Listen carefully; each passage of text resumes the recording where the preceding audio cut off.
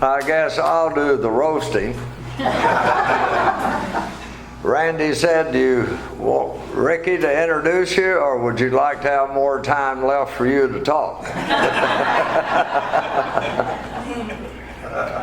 I am an alcoholic. My name is Gary Kincaid. Hi, Gary. And I am really, really, really grateful for a sobriety date and a new life. That's what we get here, is a new life. Mine started July 25th of 1994 out in Odessa, Texas. Today I'm in Sulphur Springs. I never want to fail to say I'm there because of folks like you and the grace of God through the 12-step program of Alcoholics Anonymous. The 2 children that I abandoned in my alcoholism, that's where they live. That's where that granddaughter lives.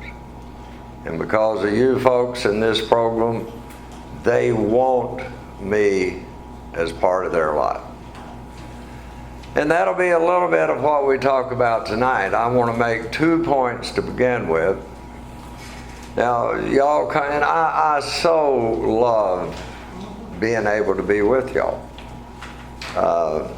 I'm not easily humbled, and I don't fake it very well. But it is a very humbling thing to be able to be a part of this fellowship like this each year. And it helps me immensely. So along those ends, I want to share with you, if you're new particularly, or if you've been here a while and you've either never done it or things are kind of fading for you.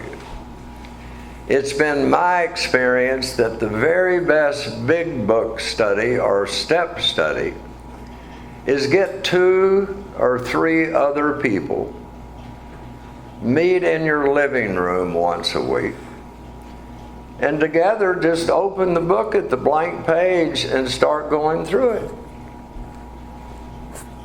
You don't need a teacher or a leader. I was taught, and I've read a lot of the history, that Bill Wilson wrote the book as if he were having a one-on-one conversation with you. And they taught me, try to read it in a way where you're just listening to it. Now, do any of you have children? Do any of you have or have ever had parents? How about a significant other? Here's a good one, a boss. Were you able to did they just say something to you one time and you had it from then on? Or is it better just over and over and over again? And Ricky and I laugh, a lot of people in AA laugh. If you're in the middle of this book, somebody sneaks in every now and then and puts in new stuff. So, and I'm being very serious. Just reach out, get a couple of running buddies. You know, I got sober with the gentleman that brought his pigeons to his house once a week, and we read the book. And probably 4 months in, maybe 5, tell new people, had I known back then I'd be sharing today, I'd have kept a calendar so I could have told you exactly when these things happened. But it was sometime in that first year, myself and 2 of my running buddies in AA just started meeting in my living room at night and starting to read the book together. One of the great parts about that is you can meet and talk about how ignorant your sponsor and those old timers are. You know, I know you sit there and think that every once in a while. Well, you can say it out loud there, and you're right. The other thing is, I get to stand up here and I get to share with you. But I never want to leave the impression with new people. I don't have to worry about the people that know me for a while. If I could come anywhere close to actually living hour by hour each day the instructions of this book, I wouldn't be fit to be around. Now, I probably wouldn't stay around you. This is not something that anybody does perfectly. And it takes a while. There's a story that there's this drunk salesman, great salesman. And the time came when the company had to send him to treatment. Bad alcoholic, as if there's any such thing as a good one. He got out of treatment and went back on the road, and he had been really high temper at all the hotels he was in. He got on the road, made his first stop, got to the hotel. The bellman saw him, didn't know he'd been to treatment. He said, "Ricky, I got everything lined up for you in your room." The salesman went up to his room. 3 beautiful women, a case of whiskey, big tub full of beer. Ricky looked at all that and he turned to that guy and he said, "Listen, I'm now in AA. It's a spiritual program. I have to be different than I used to be. That whiskey and 2 of those women got to go."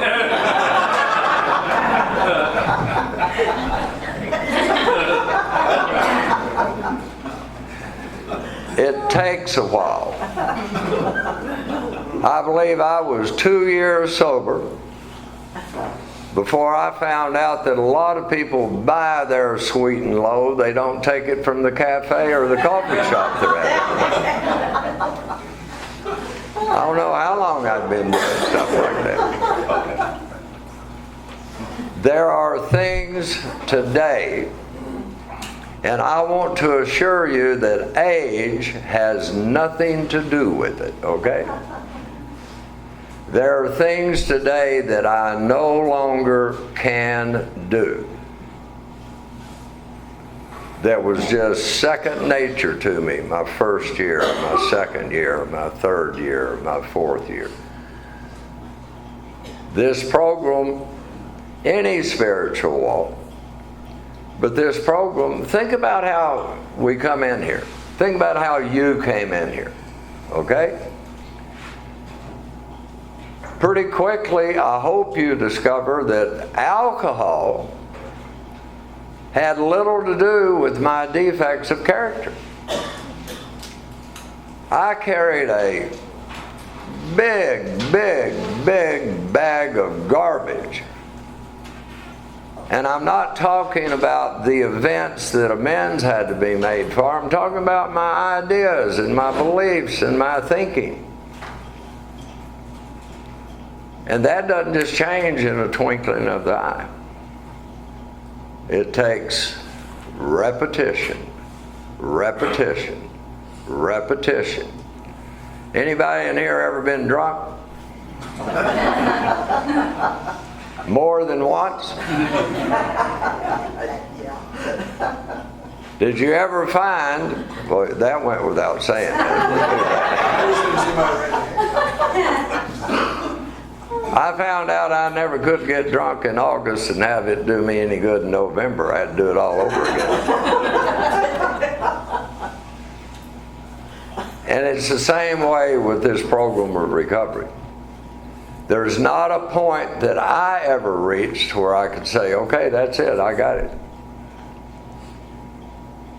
I'll share more about this in the end tonight, but those kids, I didn't come in here and get a sponsor and get a home group and go to meetings, take the steps, and a few months later the birds sang and the violins played and everything was just fine. It took many years. And Bill talks about that in step 9. And so we don't want to pull any of the punches that Bill didn't pull. A long period of reconstruction lies before us. Now, everything in this program is a paradox. Because on the other side of that, almost immediately, once, and I didn't know this, but once I had made that decision to give myself to this program, almost immediately, even though all those relationships and a lot of my behaviors are going to have to be changed, I didn't have to wait years and years and years to know joy. That begins to come fairly quickly. We talk about coming to believe. And I've got this man's permission to share this.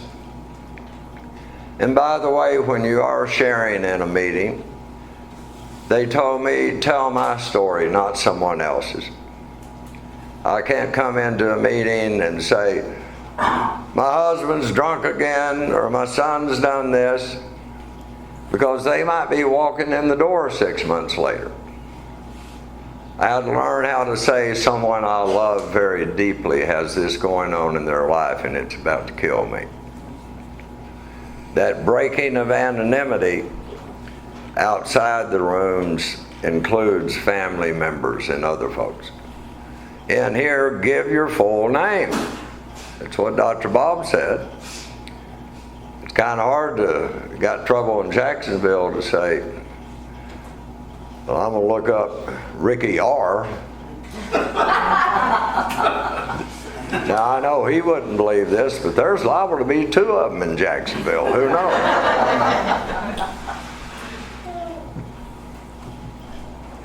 It just takes some time and staying with it. And we don't get good overnight. Now, you'll hear people sometimes say this is a program about getting well, not getting good. Some of us are pretty damn sorry when we get here. I'd say most of us, but that might offend the 2 of you that aren't. And if all I do is just quit drinking, the way we said that out in West Texas was if you take a drunken horse thief and sober them up, all you got's a sober horse thief. Life's not going to get much better for the people around me. To hell with me. To hell with you. This is not a program of making me feel better. For me. It's not a program of learning to love myself or forgive myself, or it's a program that I have to do myself, but I'm doing it for others. And if I'm not willing to change some of that behavior, no change is going to happen in their life. It's not just a miraculous recovery for me, it is for my kids that I had nothing to do with, except to become willing to be changed and have nothing to do with the change. So I wanted to share that. But this guy, I'm 2.5 years in AA. I hear people talk about they found God in the first 2 months and they had their, I'm not putting any of that down. It wasn't my case. I believe I used AA as a whole, or the group, for a long, and I didn't worry about it. I didn't think about it. Am I ever going to find God? It was enough for me to go into the room, get to know folks, and know they used to be just like me, and they're not that way anymore, and they show me that this is what they did not to do that, and that was plenty. But Scott came in mad. Never happens in Tyler probably, but he was angry. He had gotten drunk, was mad at his wife because, well, probably because she was his wife, but he was pretty sure she was seeing somebody else, and he drove his Jeep through the front of the house that they were renting. He had a little 5-year-old daughter, and he had to bring her to that 5:30 meeting. No child sitter.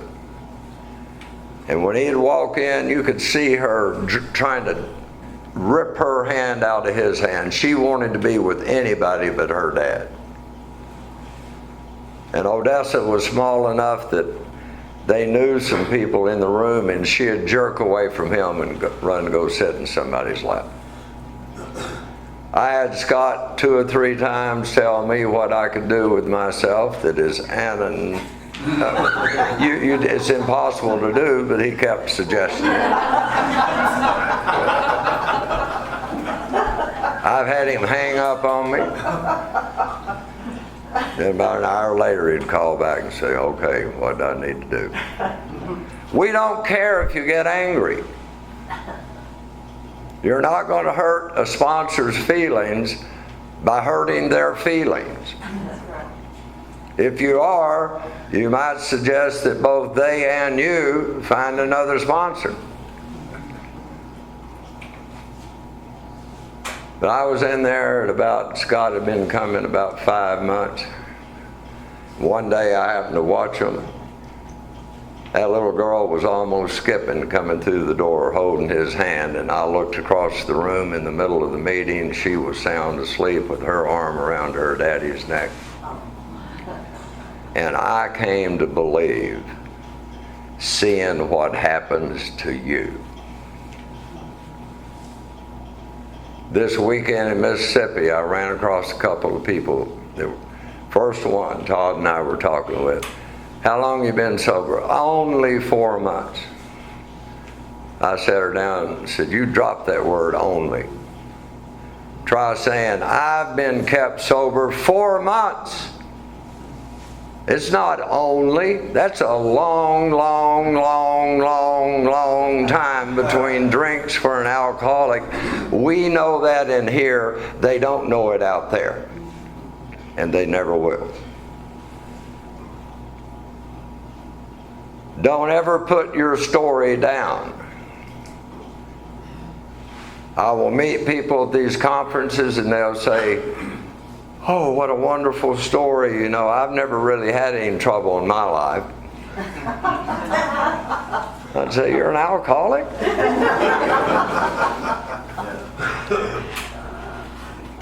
For you to be sitting in this room tonight, sober, whether it's 1 week or 40 years, you've got a story. You've got a story. You have a story. And I promise you, Hallmark would not put our stories on TV. People would say they're too corny. But you have a story. And a big part of the steps is for you and I to discover what our story was before we got here. So we can then share with others what happened, that we're not like that anymore. And we're not talking about after 20 years, we're talking about after 30 days. After 30 days, you're not like that anymore.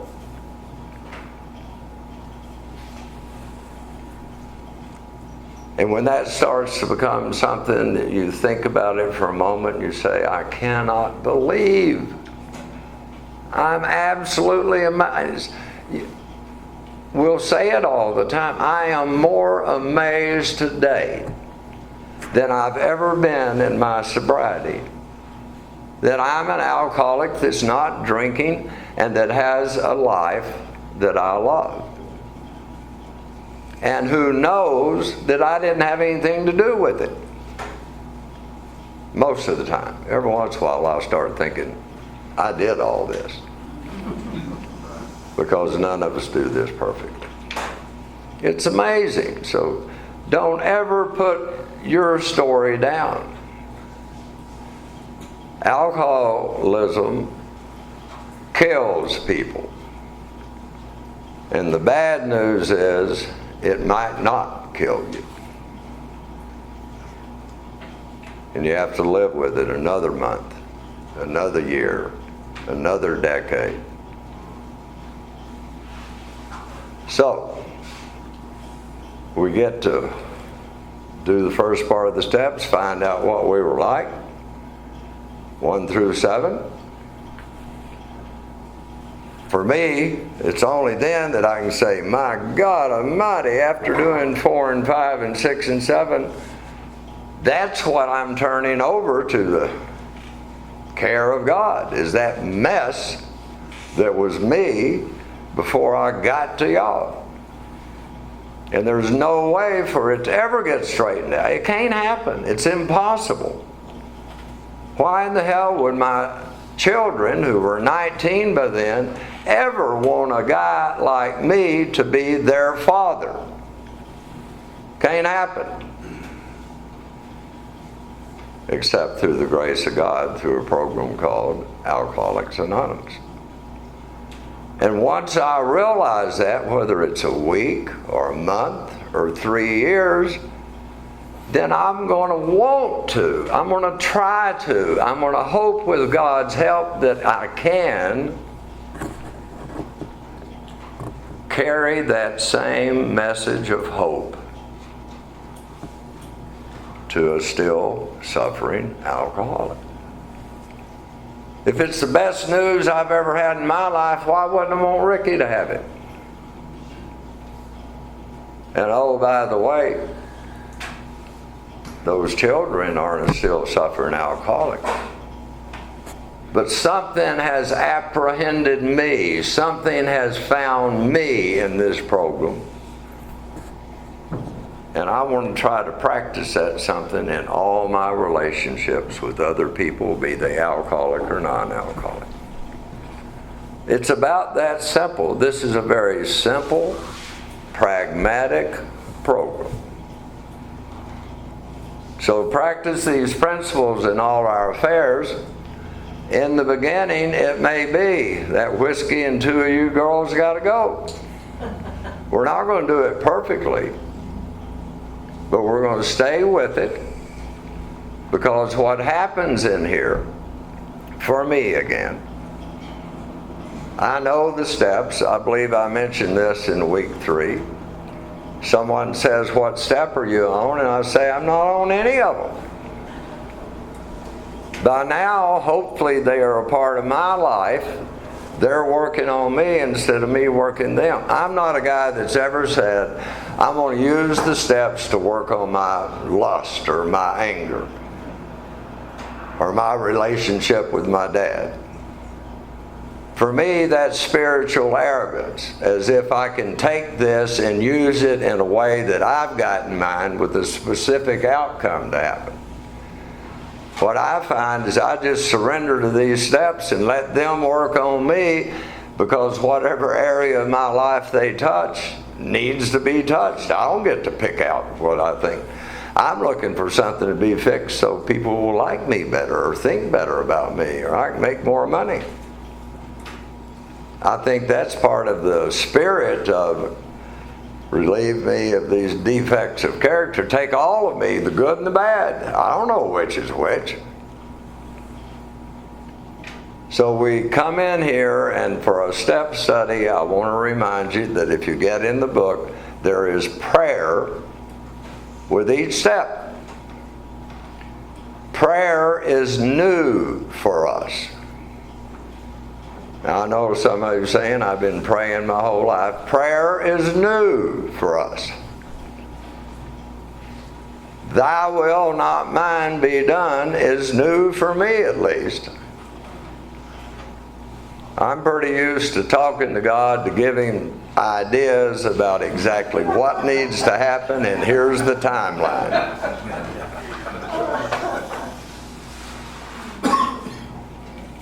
And we talked about some of those prayers last week for the family, the still suffering alcoholic, for the ones that we hate. We're not praying for them, we're praying for us. Save me from being angry. Show me how to be helpful. Well, a second thing begins to happen. It happens the day you walked in and picked up a chip. We start becoming transparent. And we have always been people that didn't want anybody else knowing our business. Or we wanted you to know what we wanted you to know. But there are things we don't want anybody to know. Now, if you're new here, this is spoiler alert. They always knew them. They already know them. We hadn't kept nothing from nobody except ourselves.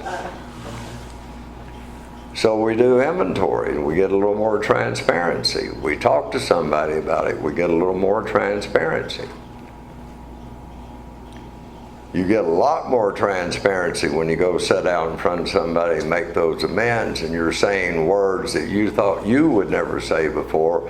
I was wrong.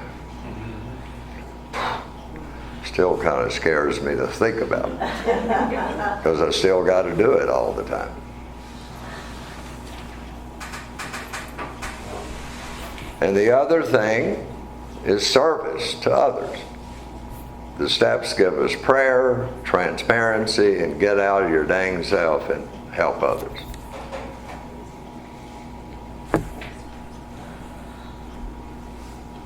I promise you, for this guy, if I were not trying to share what I was like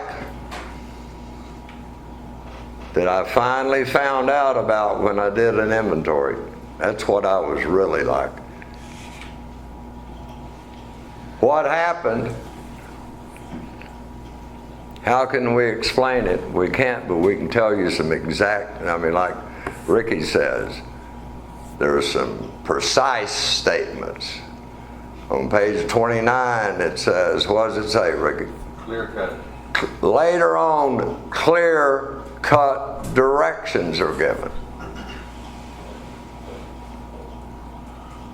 And then I want to start sharing that with others. Why do I want to share that with others? I want them to have it, but what's the other reason for it? I'd like to continue to experience it. Now, I'm not going to preach. I'm capable. And I do not use this as a Christian story, okay? Because I don't even know if I'm a Christian. But some of y'all have heard the story, the parable of the lost sheep. Even if you're not in the church. You ever heard that story? Now try to look at that story in the context that the rabbi would look at it. That sheep doesn't look around and decide to say, to hell with it, I'm going to run off. That happens every now and then, but not very often in here. That sheep gets led into deep, lush, green pastures. I can find that out in my own story. From where I was on July the 25th of 1994 to where I was just a couple years later, it's like going from the desert to the promised land. And you will begin to experience the good news and the bad news of AA. The good news is this program works. And the bad news is this program works. And you stay here and you will see it, and hopefully when you see it in yourself, you will still be sponsorable. That we can get our noses down in that green pasture, and that sheep's not running away. He nibbles himself away from the flock. Just nibbles away, not running away. He's just right down in the middle of all this good green grass. And he nibbles himself away from the flock. And he wakes up one day and finds out he's lost and alone again. Well, hopefully that's a part of practicing these principles in all our affairs for the rest of us. I promise you, I say it every week to those of you who are brand new, the young woman that spoke Sunday morning at this conference talked about how she was going to give AA a shot. She's got all these charges. She's got a horrible place to live. She's in a horrible marriage. She can't get a job. She's just to the end of the rope, and she's going to walk down the street and get her some beer. and gave one of those defiant prayers, okay, God, if you don't do something, I'm gone. Now, I'll never believe God said, oh my God, I better do something right quick. While she was there thinking about that, she said, my phone rang. And it was someone in AA. Not someone saying, oh, I'm going to be your sponsor and we're going to work these steps. It was someone saying, hello. Just thinking about you. Hung up the phone. A few minutes later, the phone rang. Another woman in AA. And that evening, she got 3 of those phone calls. She was there sharing that story with us this Sunday. And she'd probably tell you, if she hadn't got those 3 phone calls, no telling where she would be. If you're new or if you've been here for a while, we don't let people nibble too far away. Get on the telephone. I promise you, somebody with 3 days would much rather get a phone call from 8 days or 3 weeks than they would from 28 years. And when you're making that phone call, your life is a mess. If your life's not a mess when you're a week or 2 weeks sober, you're in the wrong room. And you might be sitting there thinking, oh God, this will never end. I don't know what I'm going to do. I've gone too far. But if you'll pick up that phone and call one of those numbers and ask them how they are, that's carrying this message. We have to reach out to each other. You got some people in your home group, you got 15 years, 20 years sober. Somebody says, yeah, I hadn't seen Ricky in a while. Where is he at? I don't know her. It might be, well, he's gotten too good for us, or he's doing this, or he's doing that. You got that 15 or 20 years, hopefully you're still on that phone calling up and saying, Ricky, I've been missing you. Is everything okay? I will get drunk. We will stay sober. And the minute you come in here and pick up that desire chip, you're a part of we. Now, I had a sponsor that suggested I get the phone numbers of 5 or 6 members of AA. He looked at me directly in the eye and he said, men.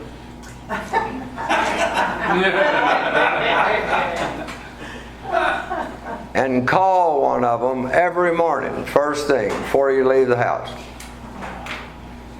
Not to talk 30 minutes about recovery, just to say hello and to be reminded of these steps. I'll talk about we, not me. Well, I had 2 of them that I felt pretty good about calling, because they were these guys that had about a week or so, either more or less than me. But the morning came when neither one of them answered, and I had instructions: an answering machine does not equal a person. You have to talk to the person. Well, I looked on my list, and there's Ricky's met him. There's Nikki. That's going to be a hard call. Mickey had 8 years sober. I don't think Mickey liked me very much. And I was a pretty good judge of people back then. How about y'all? I can tell. I can just tell from looking at somebody whether they like me or not. But I went ahead and bit the bullet and I called. And of course I did what anybody like me would do. When he answered, I said, you probably don't remember me. Self-pity is a horrible thing. He said, Gary, oh my God, thank you for calling. I'll see you tonight, and hung up. It kind of offended me. We got the meeting that night. It was a Monday night meeting. And he came across the room, searched me out, and he said, "Man, thank you for calling this morning. I already had my daughter crying because I was yelling at her, and my wife had already gone to her room and slammed the door. And I was getting ready to walk out of the house and leave the people I love with that kind of message. And if you hadn't called, I never would have gone to them and made my amend, and for us to be able to laugh before we started today." We don't know. I never dreamed then that what I would do might help somebody else. That's part of working with others. Now, I'm real big in sponsoring people. I am not real big in telling anyone that the way you do AA is exactly the way I do AA. Even though, secretly, that is the best way. And I don't say that out of anything other than I look at the results that have come true in my life, and that's what I've done. But there may be those people that we don't know about that unlock the door and make the coffee. I don't know if I want to go so far as to say that that's 12-step work, but I damn sure know I don't want to go so far as to say that it's not. Giving rides. If you can't carry the message to someone, carry someone to the message. But by far, in my experience, the most important thing that any member of Alcoholics Anonymous who has a home group, the action they will perform that will help more people, is to claim your 2 square feet in that meeting and have your feet bring your butt to the meeting and get in the chair. How many people in here have, say, 10 years or more? I'll almost bet you that you've had the experience more than once of someone coming back into the room and saying to you, "Man, when I came in and saw you there, I felt like I could stay." It didn't say anything about what we said. When I just saw that you're still occupying your 2 square feet. People are watching us. And I've just found that it's important. My home group, I left there when I was 11 years and 5 months sober. My meeting was the 5:30 meeting. I started looking at year 2. I never went to a meeting at the suburban group of Alcoholics Anonymous where I had the most sobriety in the room as far as time. When I moved to East Texas, I found it very difficult in the beginning to go to a meeting where anybody had that much time.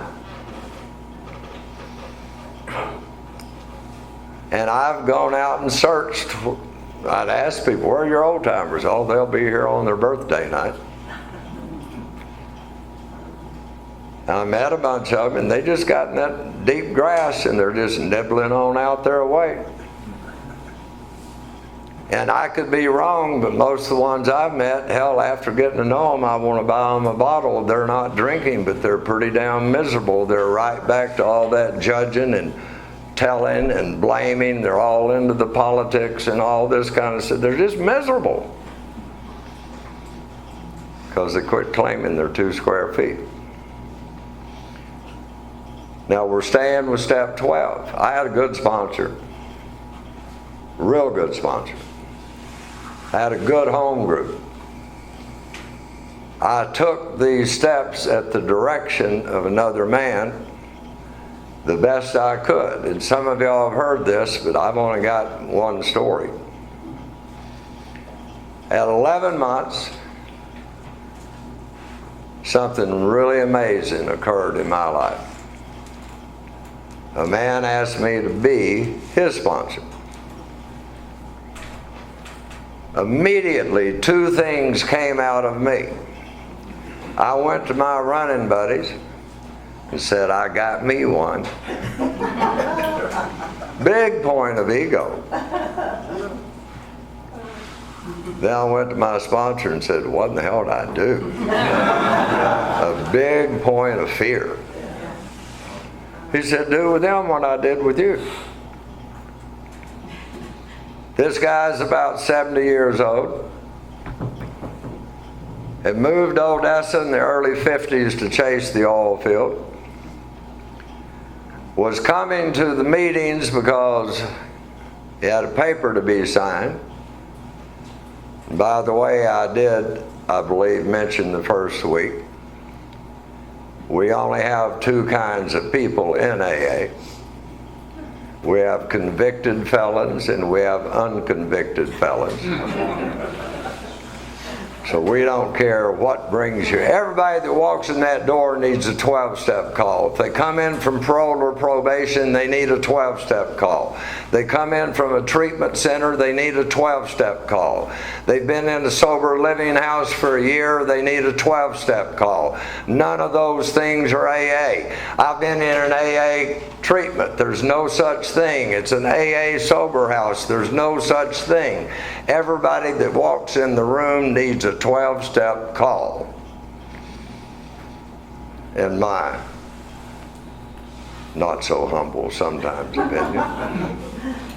This guy was staying with his daughter who did not like him and did not want him there. But he was there. Couldn't drive anymore. Those privileges had been taken away. He had to get a sponsor. Probation was working part of his program for him. He asked me. You know, later on I thought he'd probably ask you because you were so spiritual. He probably looked around and said, that brand new guy ain't going to give me any trouble. I'll ask him so I can tell the PO I got one. It's okay. I'm picking him up, taking him to meetings, going to his house twice a week. We're reading this book. I'm doing for him exactly what Jerry did for me. And I am highly, highly intelligent and sharp, which has been a real hindrance. So after about 6 weeks, it came to me suddenly, good God Almighty, Gary, you're sitting across the kitchen table from your daddy. There was not a dime's worth of difference between this man's life and my father's life. I'm wanting this guy to get it so bad I can't hardly stand it. I've taken the steps, but sometimes out on the porch, my daddy is still a sorry SOB. You know how we can talk? Sometimes the children's mother is still that bitch. You know how we can talk? And of course, her parents, and all that's justified, of course.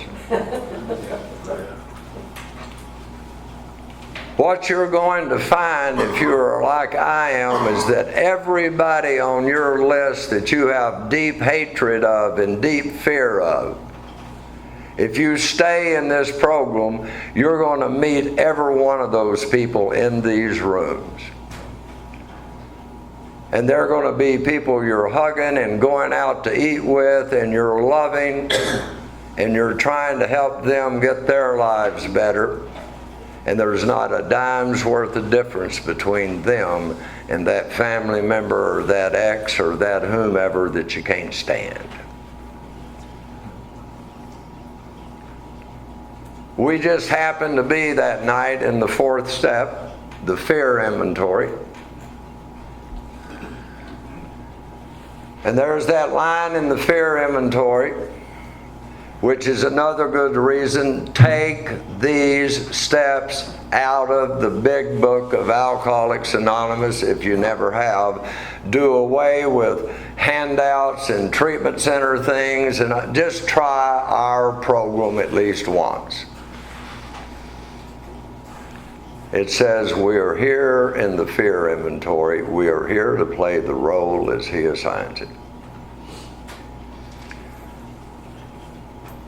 Sitting with that man, I discovered it's the same roles after sobriety as it was before. Son, son. Dad, dad. Friend, friend. Employee, employee. Brother, brother. Same roles, only now as He assigns it. And it came to me that I cannot change myself. And when I say it came to me, I've been in here for 11 months. I've been going to meetings. I've been doing the best I could. I've been reading the book. I've been being sponsored. And it came to me as the result of the previous work and the previous steps. I cannot change myself, but I can show my higher power demonstrations of my willingness to be changed. And one major demonstration is my vocabulary. I have to change the names that I name people. I do. I don't want my children to have a bitch for a mother. I want them to have a mother. I can't very well say, I love my daughter, but that bitch.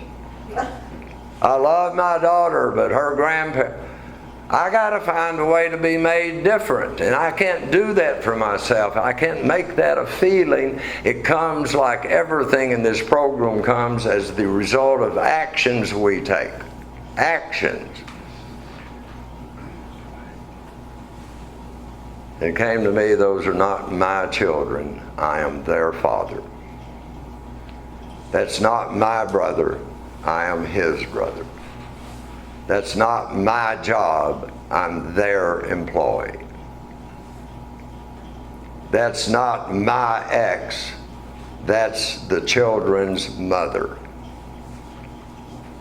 And little, by changing my vocabulary, the world I live in begins to change. I'm not one that's going to be standing out here talking about politics and politicians and all that stuff I call spiritual pollution. The world I live in today is the world that, with God's help, I get to name. And then I know this will be a shocker to some of you. It is not obvious, I'm sure. I'm 75 years old.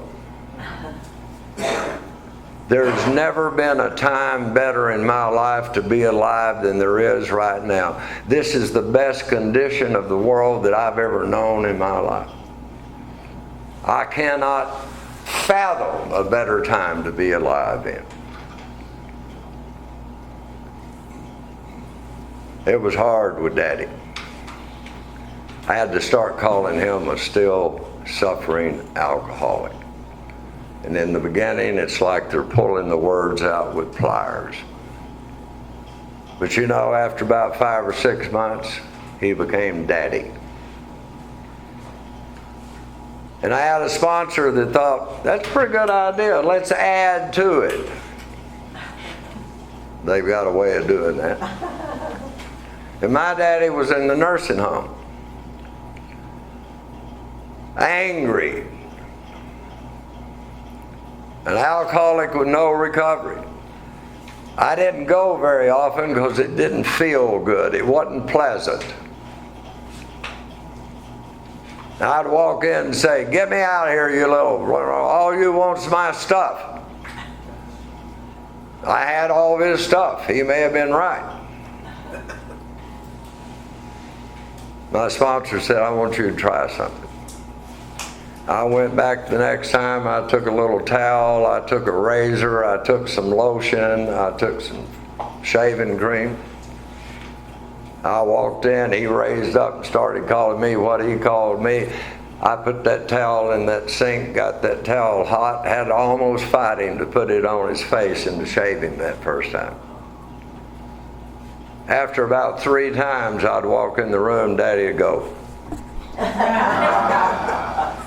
He loved that hot shave. I'd pull those old feet out from under that sheet and saw off those toenails, and I started putting lotion on them. I didn't see butterflies. I didn't like the smell. I mean, it was uncomfortable. But it wasn't about what kind of dad he was, it's about what kind of kid I am. I could have all the reasons in the world to say that he was a bad dad, but I was a bad kid. Period. When he died, when I was 5 years sober, I was in the hospital holding his hand with a rag on his head. And I didn't lose a still suffering alcoholic or an SOB. I lost a man I loved. And he never changed. It's not about how they are, it's about the actions that we take to just try to be the best that I can be as a dad, brother, friend, son. I'm not one who believes in, I see the time, we'll be through in a minute or two. I don't believe in a lot of what I call psychobabble that's in AA. I don't believe in setting boundaries. I'm powerless over alcohol, my life's unmanageable, and I'm going to set some boundaries. Follow these clear-cut directions and natural parameters will be set. So that first couple of years, my kid could say anything he wanted to me, and he did, and it was not flattering. I have no right to say, you can't talk to me that way. He can talk to me any way he wants to. Because I probably deserve some of that. But my job is to just keep trying to be the best dad I can be. And eventually, that stuff got healed. By the way, that man, I went by there 2 weeks later to pick him up. His daughter said, he's gone. He finished those classes and he's gone. I don't even remember his name. But I'll always know that my sobriety was built on attempting to carry this message to another alcoholic. He didn't maybe get a lot out of it, but I sure did. So keep it simple. Practice these principles in all our affairs. I don't know what was in your bag, but they put a little bumper sticker thing. I don't do bumper stickers. You ever pull up to a stoplight and there's somebody and they got a little honk if you love Jesus, and you happen to run them off the road and they're doing this at you, you know? I don't want to put a I'm in recovery bumper sticker and be the one doing this to someone.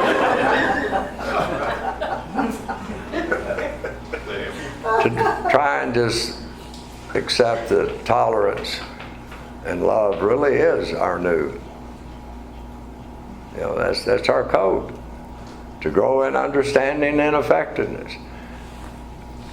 To just try to be a halfway decent human being on a daily basis. If I'm not doing my 11th and 10th steps, that ain't going to happen. If I'm not trying to share with others, that ain't going to happen. But we're going to end, and I'm not going to end it.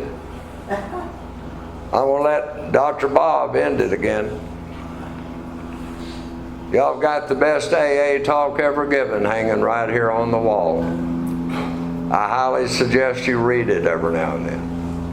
And I highly suggest that if anybody that's a member of this home group thinks that I'm capable of putting this thing back up after the meeting, you're wrong. You will have to do that.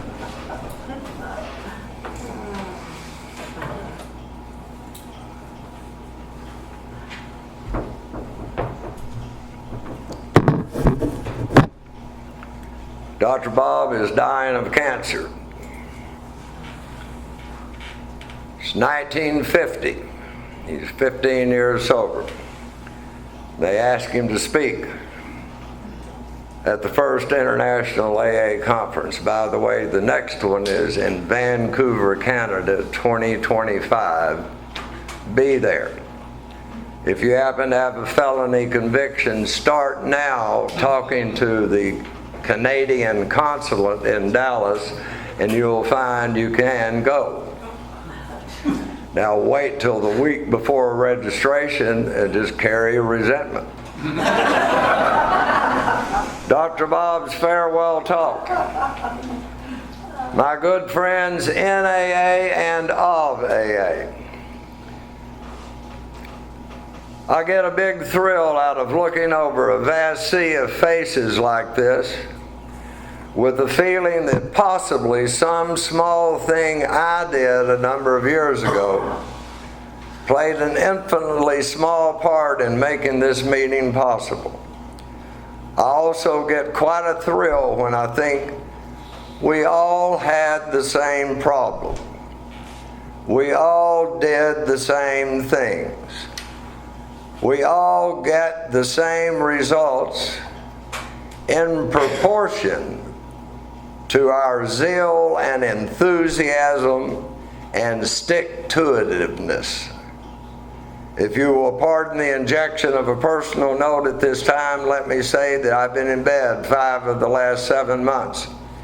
My strength has not returned as I would like, so my remarks of necessity will be brief. There are 2 or 3 things that flashed into my mind on which it would be fitting to lay a little emphasis. One is the simplicity of our program. Let's not louse it up with Freudian complexes and things that are interesting to the scientific mind, but have little to do with our actual AA work. Our 12 steps, when simmered down to the last, resolve themselves into love and service. We understand what love is, and we understand what service is. So let's bear those 2 things in mind. Let's also remember to guard that erring member, the tongue. And if we must use it, let's use it with kindness and consideration and tolerance. And one more thing.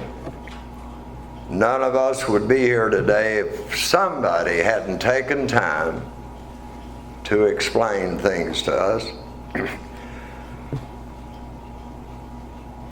To give us a little pat on the back, to take us to a meeting or 2, to do numerous little kind and thoughtful acts in our behalf. So let's never get such a degree of smug complacency that we're not willing to extend or attempt to extend to our less fortunate that help which has been so beneficial to us. Thank you very much, and God bless you. God bless you.